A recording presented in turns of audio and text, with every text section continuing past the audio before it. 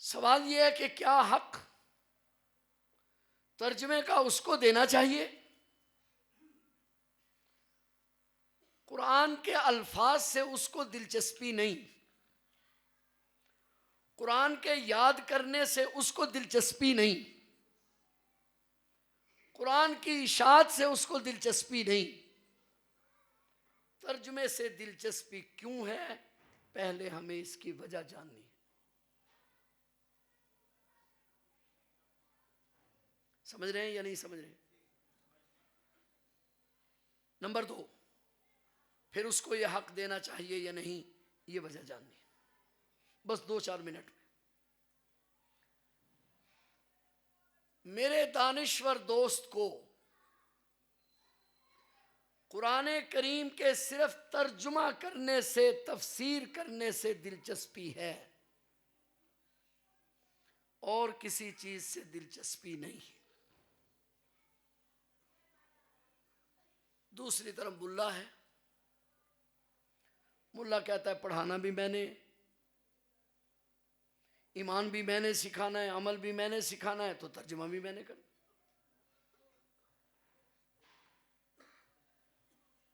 اگر ایک آدمی قرآن کریم کا ادارہ بنا لیتا ہے تو مجھے کیا تکلیف ہے؟ ملا کو ایک سکالر ہے، وہ ایک اکیڈمی بنا لیتا ہے اور کہتا ہے میں اس میں قرآن کریم پڑھایا کروں گا، تو مجھے کوئی تکلیف ہونی چاہیے یا خوشی ہونی چاہیے؟ بولو بھائی، آپ میری بات کی طرف توجہ کریں، میں بڑے اہم نقطے کی طرف جانا چاہ رہا ہوں۔ ایک آدمی کہتا ہے کہ بھائی میں بچوں کو، بڑی عمر کے لوگوں کو اپنے گھر میں قرآن کریم پڑھایا کروں گا، تو مجھے اس کو اجازت دینی چاہیے، نہ یہ کہ مجھے تکلیف ہونی چاہیے؟ اجازت دینی چاہیے نا۔ اسی طرح جب میں کہتا ہوں قرآن کریم پڑھانے کی اجازت ہونی چاہیے، قرآن کریم پر عمل کی اجازت ہونی چاہیے، قرآن کریم کی اشاعت کی اجازت ہونی چاہیے، پھر مجھے کیا تکلیف ہے کہ میں کہتا ہوں ترجمے کی اجازت میں نے نہیں دینی؟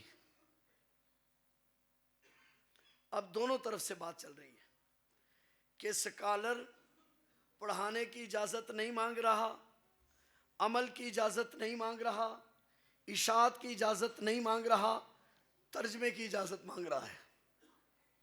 ملا پڑھانے کی اجازت دے رہا ہے، عمل کی اجازت دے رہا ہے، اشاعت کی اجازت دے رہا ہے، مگر ترجمے کی اجازت نہیں دے رہا۔ وہ اس اجازت پر مصر کیوں ہے؟ یہ اس اجازت نہ دینے پر یہ کیوں مصر ہے؟ یہ کیوں ڈٹا ہوا ہے؟ سوال میرا آپ کو سمجھ میں آ گیا؟ سوال میں صحیح کر رہا ہوں؟ ایسا ہو رہا ہے یا نہیں ہو رہا؟ اب آئیے، ترجمہ کرنے کے 2 زاویے ہیں۔ قرآن کریم اللہ کا کلام ہے اور اجمالی کلام ہے، تشریح کا محتاج ہے۔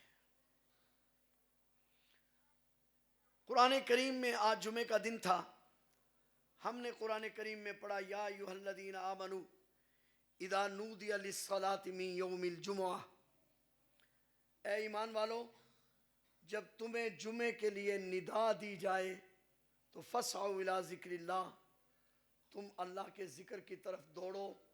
قرآن نے یہ کہا جب ندا دی جائے یعنی بلایا جائے، قرآن نے الفاظ ذکر نہیں کیے کہ کن الفاظ کے ساتھ بلایا جائے۔ جناب نبی کریم صلی اللہ علیہ وسلم نے بلال حبشی سے اذان کے الفاظ کہلوا کر ندا کا معنی بتلایا۔ نہیں سمجھے میرے خیال میری بات؟ آپ سمجھ آئی میری بات؟ قرآن کریم نے یہ کہا کہ جمعہ کے لیے جب ندا دی جائے، وہ ندا کیا ہے؟ قرآن نے وہ ندا نہیں بتلائی، وہ کس نے بتلائی؟ وہ نبی پاک صلی اللہ علیہ وسلم نے۔ قرآن کریم نے 5 نمازوں کے اوقات بتلائے، مگر قرآن نے یہ نہیں بتلایا کہ فجر کی رکعتیں کتنی پڑھنی ہیں، ظہر کی رکعتیں کتنی پڑھنی ہیں، عصر کی رکعتیں کتنی پڑھنی ہیں، مغرب کی رکھتے کتنی پڑھنی ہے، عشاء کی کتنی پڑھنی ہے، کس نے بتلایا؟ نبی کریم صلی اللہ علیہ وسلم۔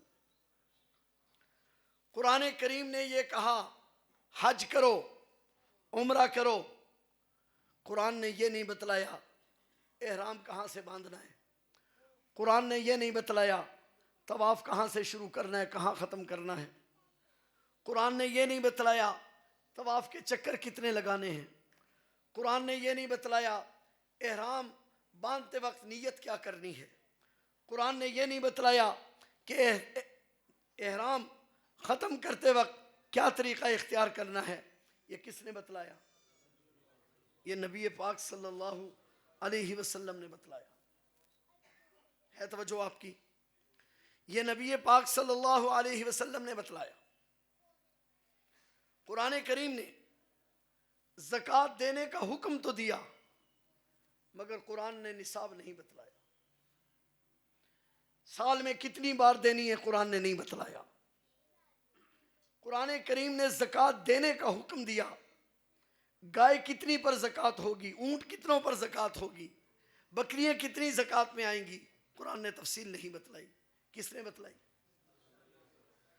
نبی کریم صلی اللہ علیہ وسلم نے۔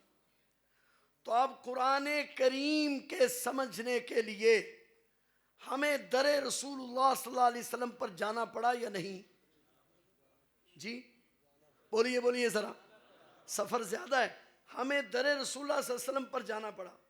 مثال بھی دیتا ہوں، شاید پہلے بھی دی ہو۔ ایک دن حضرت مغیرہ بن شعبہ رضی اللہ تعالیٰ عنہ تقریر کر رہے ہیں اور قرآن کریم کے فضائل بیان کر رہے ہیں۔ ایک عیسائی کھڑا ہوا، اس نے کہا یار تمہارے قرآن میں تو جھوٹی باتیں لکھی ہوئی ہیں۔ پوچھا کیا جھوٹ لکھا ہوا ہے؟ اس نے کہا تمہارے قرآن میں لکھا ہے یا اخت ہارون، حضرت مریم کو کہا گیا، حضرت سیدہ مریم جب بچہ لے کر آئی تو قوم نے کہا یا اخت ہارون، اے ہارون کی بہن یہ بچہ کہاں سے لائی ہے؟ ہارون علیہ السلام کا انتقال تو سیدہ مریم کی پیدائش سے 2000 سال پہلے ہو گیا تھا، لہٰذا حضرت مریم حضرت ہارون کی بہن نہیں ہے، جبکہ قرآن ان کو بہن کہہ رہا ہے۔ حضرت مغیرہ بن شعبہ پریشان ہو گئے، سواری منگوائی، نبی پاک صلی اللہ علیہ وسلم کی خدمت میں پہنچے۔ حضرت مغیرہ بن شعبہ نے وہاں سے چل کے حضور علیہ السلام کی خدمت میں پہنچ کے دنیا کو مسئلہ سمجھایا کہ قرآن کریم کے سمجھانے میں اتھارٹی ذات نبوت ہے۔ سمجھ رہے ہیں بات؟ نبی پاک صلی اللہ علیہ وسلم کی ذات اتھارٹی ہے۔ حضور علیہ السلام کے پاس آئے، آپ علیہ السلام ہنسے مسکرا کے فرمایا عجیب ہو مغیرہ، تمہیں اتنی موٹی بات بھی سمجھ میں نہیں آئی، یہ ہارون علیہ السلام کی بہن مریم نہیں ہے، یہ مریم اس ہارون کی بہن نہیں ہے، اور وہ ہارون اس مریم کا بھائی نہیں ہے، یہ سیدہ مریم کا بھائی تھا ہارون، اور وہ بہت نیک انسان تھا جس کی طرف نسبت کی گئی۔ میرا مدعا صرف اتنا ہے کہ قرآن کو سمجھنے کے لیے ذات نبوت ضروری ہے۔ پھر نبی پاک صلی اللہ علیہ وسلم سے قرآن کس نے سیکھا؟ بس میں اختتام کی طرف جا رہا ہوں، کس سے سیکھا؟ حضور علیہ السلام سے قرآن کس نے سیکھا؟ قرآن اترتا کس نے دیکھا؟ قرآن کریم پر عمل ہوتے کس نے دیکھا؟ صحابہ کرام نے۔ تو نبی پاک صلی اللہ علیہ وسلم سے قرآن صحابہ کرام نے لیا، اور صحابہ کرام کے بارے میں قرآن نے کہا والسابقون الاولون من المہاجرین والانصار والذین اتبعوہم، ایک وہ لوگ کامیاب ہو گئے جو حضور کے صحابہ ہیں اور جنہوں نے حضور علیہ السلام کے صحابہ کی اتباع کی، وہ لوگ کامیاب ہو گئے۔ بس مقدمہ میرا ختم ہو گیا، آپ نتیجہ نکالیے۔ ملا کا موقف یہ ہے کہ قرآن اترتا دیکھا صحابہ نے، اترا ہے حضور علیہ السلام کے سینے پر، اترتا دیکھا صحابہ نے، عمل دیکھا صحابہ نے، عمل کیا صحابہ نے. قرآن نے قانون بنا دیا کہ جو صحابہ کرام کی کامل اتباع کرے گا وہ تفسیر اور تشریح معتبر ہوگی، اپنی عقل سے کی ہوئی تفسیر معتبر نہیں ہوگی. گفتگو میری ختم ہوئی. اب تنازع کیا ہے ملا میں اور سکالر میں. ملا کہتا ہے میں تفسیر اس کو مانوں گا جب قرآن کے الفاظ آئیں، آگے پیغمبر کی تشریح آئے. میں تفسیر اس کو مانوں گا قرآن کے الفاظ آئیں، آگے صحابی کی تفسیر آئے. والذین اتبعوہم، ان کی کامل اتباع کرنے والوں کی تشریح آئے. سکالر کا کہنا یہ ہے کہ میں عربی دان ہوں، مجھے اپنی عقل سے تفسیر کا حق ہونا چاہیے. ملا کہتا ہے پھر اس تفسیر کا حق میں نہیں دے سکتا. بات سمجھ میں آئی ہے یا نہیں سمجھ میں آئی؟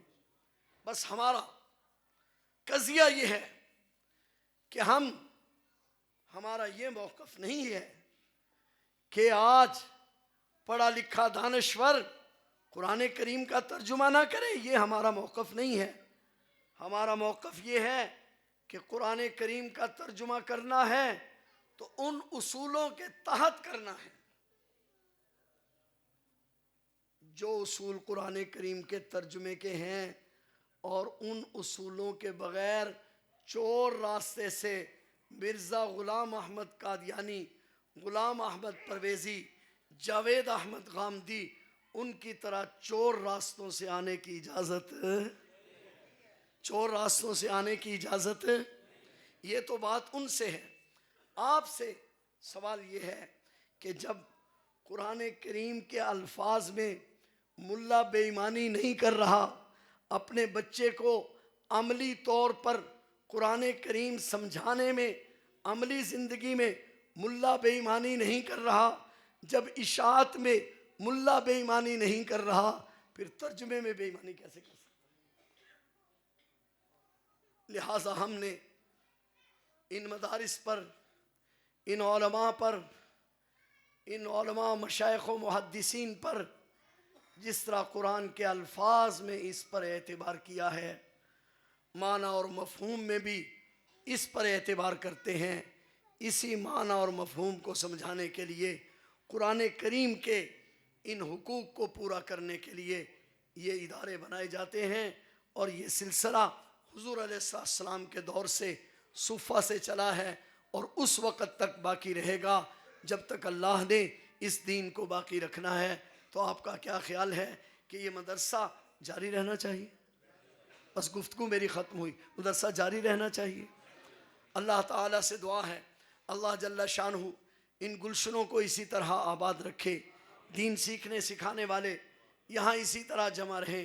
میں بہت شکر گزار ہوں اپنے بھائی عزیز القدر حضرت مولانا عبدالرؤف صدیقی صاحب اور انتظامیہ کا، آپ تمام رفقا کا، کہ آپ حضرات نے ہمیں وقت عنایت فرمایا اور ہماری بات سمجھی. اللہ تعالیٰ سے دعا ہے اللہ جل شانہ ہم سب کو قرآن کریم کے یہ پانچوں حقوق پورا کرنے کی توفیق عطا فرمائے.